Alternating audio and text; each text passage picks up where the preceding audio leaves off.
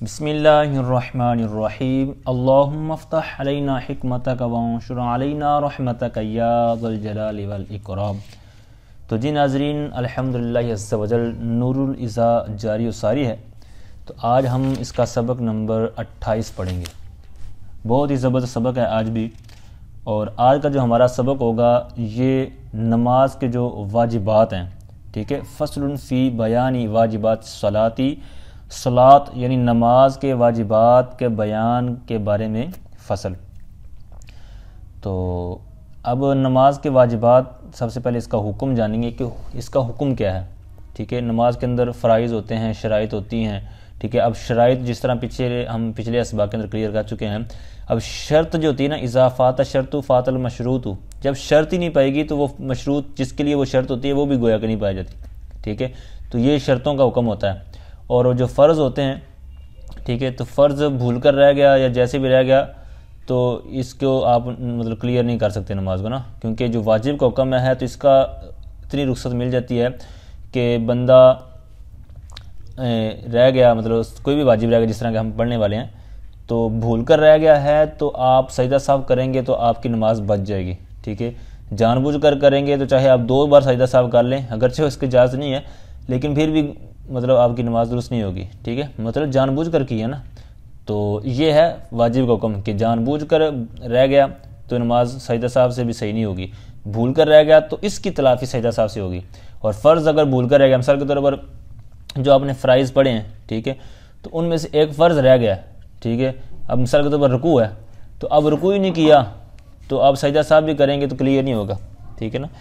تو بہرحال آئیے ان کو سیکھتے ہیں کہ کون کون سے واجبات ہیں۔ تو واجب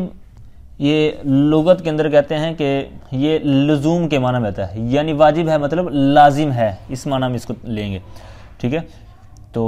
اسی طرح اس کی تعریف کیا ہے، تو کہتے ہیں شریعت کی طرف سے جو ہمارے پر چیز لازم ہے نا، لیکن وہ اس کے اندر شبہ ہوتا ہے، ٹھیک ہے، دلیل شبہ کی دلیل ہوتی ہے اس کے اندر، مطلب شبہ ہوتا ہے تو وہ واجب کہلاتا ہے، ٹھیک ہے۔ قطعیت کے ساتھ ثابت ہوگا تو وہ ہم پہلے کر چکے ہیں کہ وہ اس کو کیا کہتے ہیں۔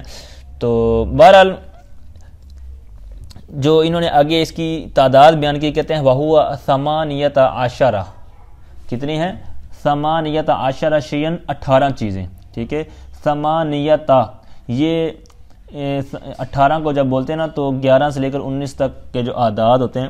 تو ان کو مبنی بر فتح پڑھتے ہیں، ٹھیک ہے، 11 وغیرہ سے لے کر یہ 19 تک، ٹھیک ہے، 13 تک۔ تو لیکن جو 12 ہوتا ہے نا 12، تو 12 کا جو پہلا جز ہوتا ہے اکائی، ٹھیک ہے، اتنا، تو یہ اتنا یہ نا چینج ہوتا رہتا ہے، تو وہ معرب ہوتا ہے، بقیہ مبنی ہوتے ہیں دونوں جز۔ تو یہ 18 چیزیں انہوں نے گنوائی۔ نیچے سیدی اعلیٰ حضرت فاضل بریلوی رحمۃ اللہ تعالی علیہ، آپ نے فرمایا کہ لیس للحصر، یہ جو 18 چیزیں ہیں یہ حصر کے لیے نہیں، یعنی ایسا نہیں ہے کہ صرف یہ 18 ہی چیزیں بس واجبات ہیں، اس کے علاوہ نہیں ہو سکتی، نہیں، بلکہ اس سے آگے پیچھے بھی ہیں، کیونکہ اب جو نماز کے احکام شیخ طریقت میرِ سنت کی کتاب ہے تو اس کے اندر غالباً 30 واجبات ذکر کیے گئے ہیں، ٹھیک ہے۔ اسی طرح کوئی آپ کے پاس اور فقہ کی کتاب ہے، بہار شریعت ہے، فتاوی رضویہ ہے، یعنی فتاوی جات یا کوئی بھی فقہ کی کتاب ہے آپ کے پاس موجود ہے تو آپ اس میں دیکھیں گے تو آپ کو تعداد بھی آگے پیچھے ملے گی، ٹھیک ہے۔ تو مختلف اس کی صورتیں ہیں۔ تو یہاں المختصر یہ ہے کہ یہ 18 جو لفظ ذکر کیا گیا ہے تو یہ ایسا نہیں ہے کہ یہ اتنے ہی ہیں، اس سے بڑھ کر نہیں ہیں، ٹھیک ہے۔ تو اب یاد رکھیے یہ جتنی بھی آگے چیزیں آنے والی ہیں، یہ 18 جو چیزیں ہوں گی تو جہاں جہاں سے یہ نئی چیز شروع ہوگی نا تو اس کے پیچھے محذوف ہوگا یاجب، ٹھیک ہے۔ تو یہ آپ نے خیال رکھنا ہے۔ تو سب سے پہلے کیا ہے، کہتے ہیں قراءۃ الفاتحہ، سورہ فاتحہ پڑھنا، ٹھیک ہے، سورہ فاتحہ پڑھنا یہ واجب ہے یعنی لازم ہے۔ وَضَمُّ سورۃ، سورت کو ملانا، یعنی کوئی چھوٹی سی سورت ملانا یہ بھی واجب ہے۔ اگر چھوٹی سورت نہیں ہے اور آپ بلکہ آپ آیتیں پڑھنا چاہتے ہیں تو وہ اس کی مقدار کہتے ہیں او 3 آیات، ٹھیک ہے، دمو کا یہاں پر حذف مانیں گے، یعنی دمو 3 آیات، 3 آیات کو ملانا، ٹھیک ہے، یہ اسی کے تحت آئے گا، دوسرے کے تحت۔ پہلا ہے سورہ فاتحہ پڑھنا، دوسرا ہے سورت ملانا یا کوئی آیات ملانا۔ کہاں ملانا کہتے ہیں؟ فی رکعتین غیر متعینتین، یعنی من الفرض، فرض میں غیر متعین رکعتوں میں، فرض کی 2 غیر متعین رکعتوں میں یہ 2 چیزیں ہوں گی، صورت ملانا یا آیات ملانا، ٹھیک ہے۔ تو مثال کے طور پر 4 فرض پڑھ رہے ہیں، ٹھیک ہے، 4 فرضوں میں 2 رکعتوں کے اندر آپ کو یہ سورہ فاتحہ کے ساتھ صورت ملانا یہ لازمی ہے، تو اب وہ متعین نہیں کر رہے نا، اب یہ 2 واجبات ہیں، ایک یہ واجب ہے اور ایک نمبر 3 میں آئے گا، ٹھیک ہے، وہ اس کا تھوڑا سا برعکس ہوگا۔ تو کوئی سی 4 رکعتوں میں سے 2 میں پڑھنا یہ مطلب غیر متعین کا مطلب ہے، ٹھیک ہے، مطلب 4 رکعتوں میں سے کسی 2 رکعتوں کے اندر آپ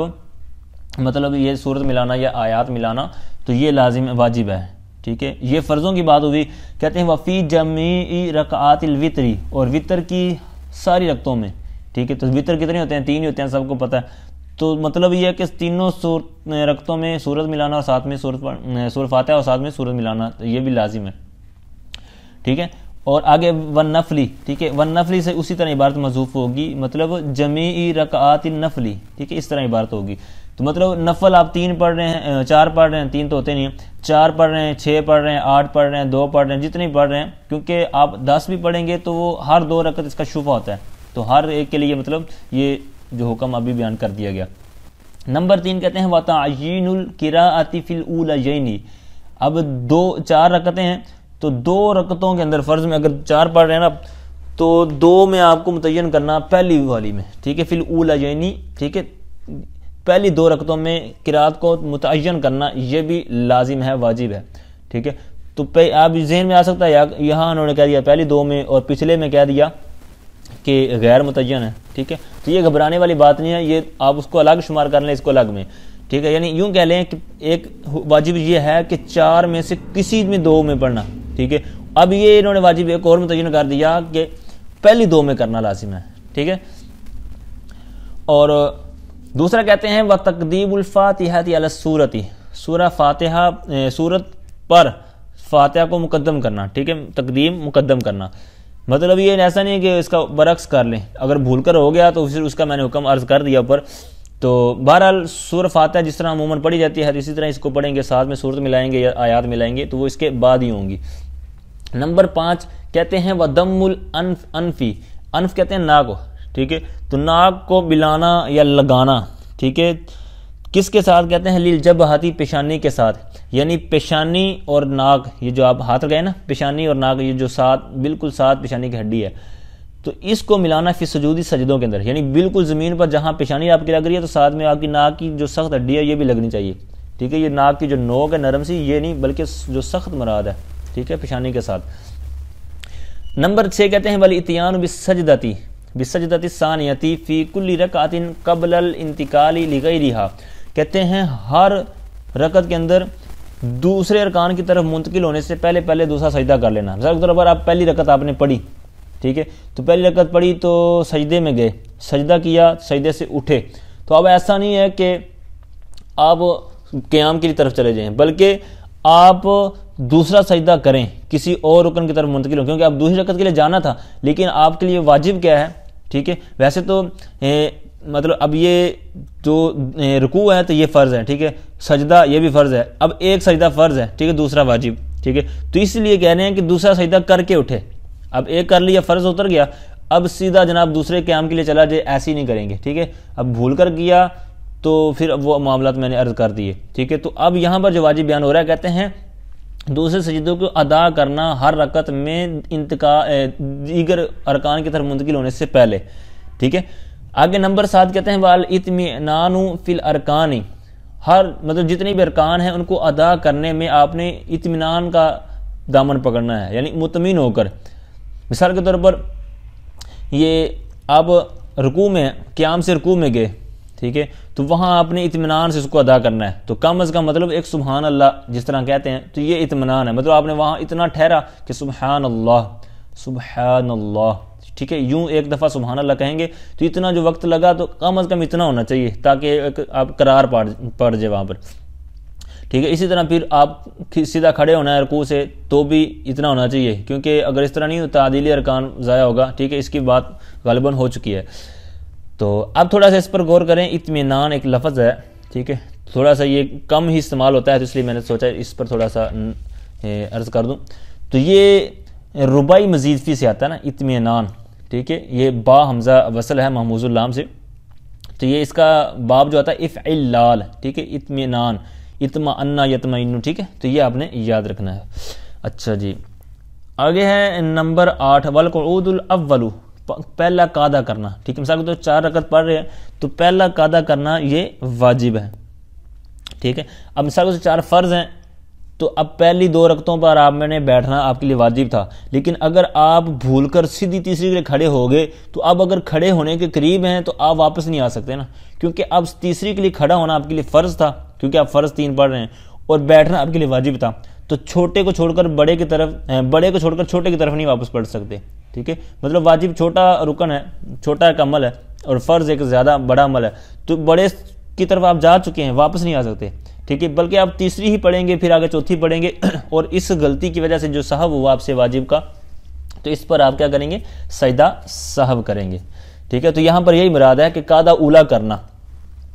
اچھا جی، نمبر 9 کہتے ہیں وقراءۃ التشہد فیہ فی الصحیح، اب دوسری رکعت پر بیٹھنا تھا نا، تو اس کے اندر کہتے ہیں ایک اور واجب یہ ہے کہ اس کے اندر تشہد پڑھنا، ٹھیک ہے، یعنی التحیات یہ عبدہ و رسولہ تک یہ پورا پڑھنا، ہر حرف یہ کلیئر ہونا چاہیے آپ کا، کیونکہ یہ پوری پڑھنا واجب ہے، تو کوئی چیز رہ نہ جائے۔ آگے نمبر 10 کہتے ہیں وقراءۃہ فی الجلوس الاخیری، آخری جو بیٹھنا ہے آپ کا اس کے اندر بھی اس کی قرات کرنا،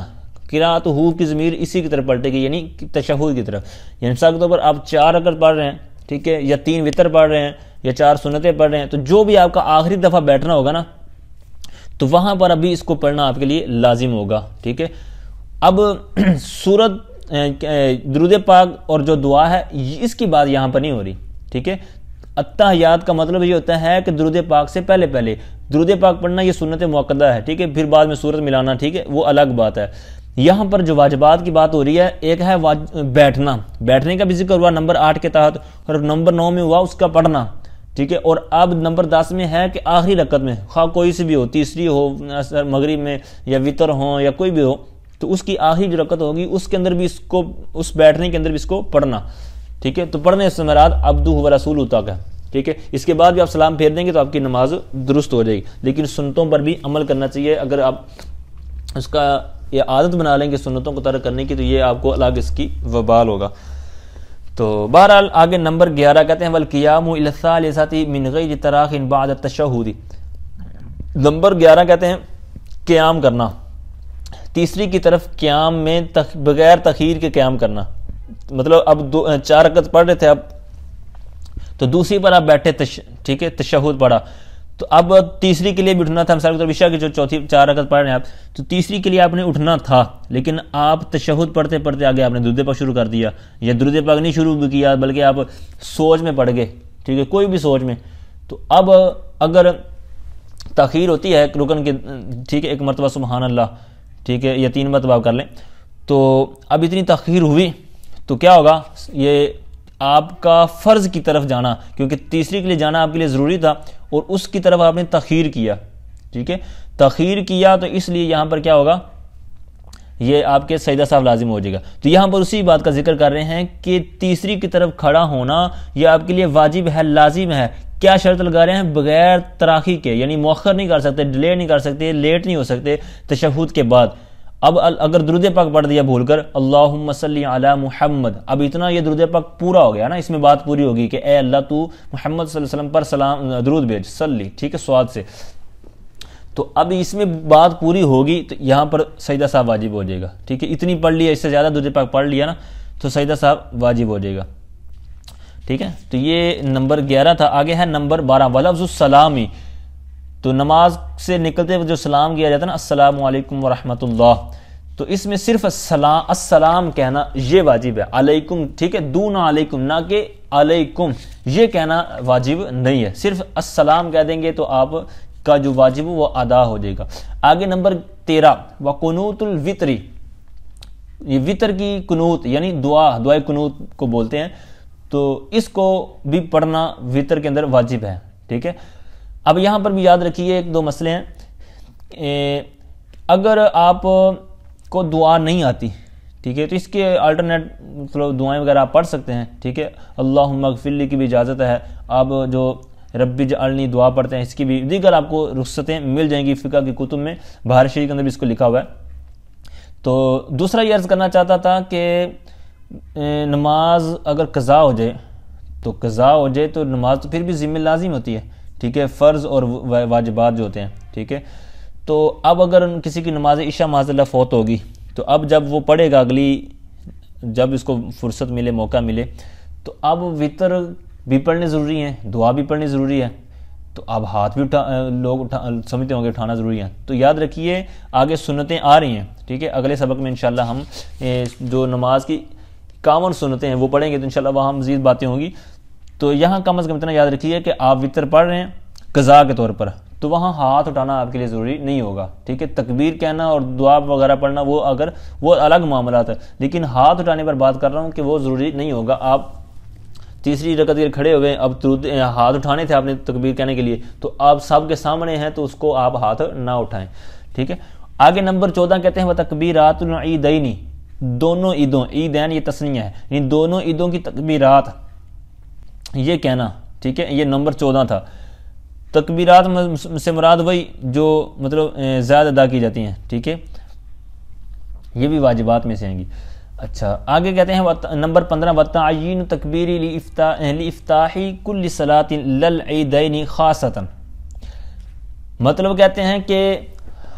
تکبیر کو معین کرنا، یعنی اللہ اکبر کہنا، اس اللہ اکبر کو معین کرنا ہر نماز کے افتتاح کے لیے، یعنی ہر نماز کو شروع کرنے کے لیے اللہ اکبر کہنے کو معین کرنا، نہ کہ عید کے، یعنی ایسا نہیں کہ صرف عید کے لیے اللہ اکبر کہیں گے، بلکہ یہ ہر نماز کے لیے حکم ہوگا، خاصتاً خاص طور پر، یعنی خاص طور پر ایسا نہیں ہے کہ عیدین کے لیے ہو بلکہ ہر نماز کے لیے ہوگا، ٹھیک ہے. اب خاصتاً لفظ آیا، ٹھیک ہے، یہ بھی کم استعمال ہوتا ہے، تو اس پر بھی تھوڑی سی آپ غور کریں. تو خاصتاً یہ دو طرح اس کی ترکیب آپ کر سکتے ہیں. ایک تو یہ کہ اس کو آپ عیدین سے حال بنا سکتے ہیں، ٹھیک ہے. اگر اس کو مخصوص کے معنی میں کریں گے، خاصتاً یہ مخصوص کے معنی میں آپ اس کو لیں گے تو پھر یہ عیدین سے حال ہوگا، ذوالحال اور حال، ٹھیک ہے. اور اگر اس کو مخصوصاً کے معنی میں نہیں لیتے آپ خاصتاً کو تو پھر آپ اس کو کہیں گے کہ یہ پھر خصوصاً کے معنی میں لیں گے. پہلا تھا مخصوص اور اب یہ خصوص، تو خصوص کے معنی میں لیں گے تو پھر اس کا بنے گا فعل پیچھے نکالنا پڑے گا، تو اس کا یہ مفعول مطلق ہو جائے گا، ٹھیک ہے. اچھا جی آگے آ جائیں نمبر 16 وَتَكْبِيرَةُ الرُّكُوعِ فِي الثَّانِيَةِ الْعِيدَيْنِ، ٹھیک ہے. اب اس سے پہلے آپ تھوڑا سا یوں سمجھ لیں کہ 2 رکعت جو عید کی پڑھی جاتی ہے نا، تو اس کے اندر 6 رکعت ٹوٹل دونوں رکعتوں میں ہوتی ہیں یہ 6 زائد تکبیریں، ٹھیک ہے، ہمارے نزدیک، کیونکہ تکبیرات میں بھی اختلاف ہے، آپ بڑی کتابوں میں آگے جا کے پڑھیں گے. تو پہلی رکعت کے اندر شروع میں پڑھ لیا جاتا ہے نا 3 زائد تکبیروں کو لیا جاتا ہے، اور دوسری جو 3 رہ جاتی ہیں اس کی دوسری رکعت سورہ فاتحہ اور سورت ملانے کے بعد پھر 3 کہی جاتی ہیں، اور چوتھی تکبیر جب کہی جائے گی تو وہ اس کی یہاں پر بات ہو رہی ہے کہ رکوع کی طرف جانے کے لیے وہ تکبیر کہنا. وَتَكْبِيرَةُ الرُّكُوعِ فِي ثَانِيَةِ الْعِيدَيْنِ، یعنی عیدین میں کوئی بھی آپ عید کی 2 رکعتیں پڑھ رہے ہیں تو دوسری جو رکعت ہوگی تو اس میں رکوع کے لیے جانے کے لیے جو تکبیر کہنی ہے یہ واجب ہوگی، ٹھیک ہے. اچھا جی آگے نمبر 17 وَجَهْرُ الْإِمَامِ بِقِرَاءَةِ الْفَجْرِ، اور کہتے ہیں کہ فجر میں امام کا ظاہر کرنا بقراءۃ الفجر، فجر کی قراءت کو، ٹھیک ہے. اور کن کن کو کرنا ہے اب ان کو آگے سنتے چلے جائیے. ایک تو ہے فجر کی قراءت کو، ٹھیک ہے، مطلب فجر کی 2 رکعتیں ہیں تو اس کو بھی امام جہر کرے گا، یعنی اونچا آواز میں پڑھے گا، ٹھیک ہے. اور اونچے کی مقدار ایسا نہیں ہے کہ جناب سپیکر وغیرہ نہیں ہے تو جناب 20 صفحے ہیں تو 20 کو سنانا واجب ہے، بلکہ یوں ہے کہ اس کی تقریباً میرے خیال میں 3 بندوں کو، ٹھیک ہے، کم از کم 3-4 بندوں کی، ابھی میرے ذہن میں نہیں ہے، تو 3-4 بندوں کو جو پہلی صف میں ہوں ان تک آواز پہنچانا ضروری ہے. انشاءاللہ جب آگے بات آئے گی تو وہاں کلیئر کروں گا. تو بہرحال یہاں پر امام کا فجر کی قرات کو جہر کرنا یعنی اونچی آواز میں پڑھنا. وَأُولَيَيْن، ٹھیک ہے، یہ اصل میں تھا وَأُولَيَيْن،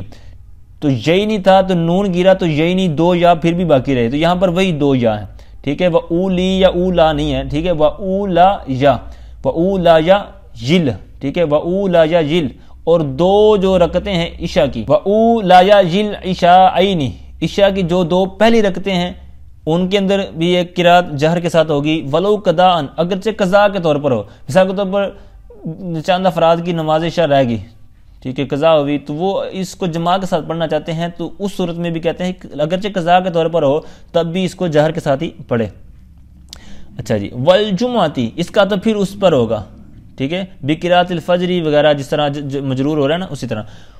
والجمعتی اور جمعہ کی جو 2 رکعتیں پڑھی جاتی ہیں اس کے اندر بھی جہر ہوگا، اسی طرح عیدین میں والتراویح والوتر فی رمضان، رمضان کے اندر جو وطر ہیں اسی طرح تراویح ہیں تو ان کے اندر بھی جہر کرے گا امام۔ آگے ہے آخری نمبر 18 والاسرار فی الظہر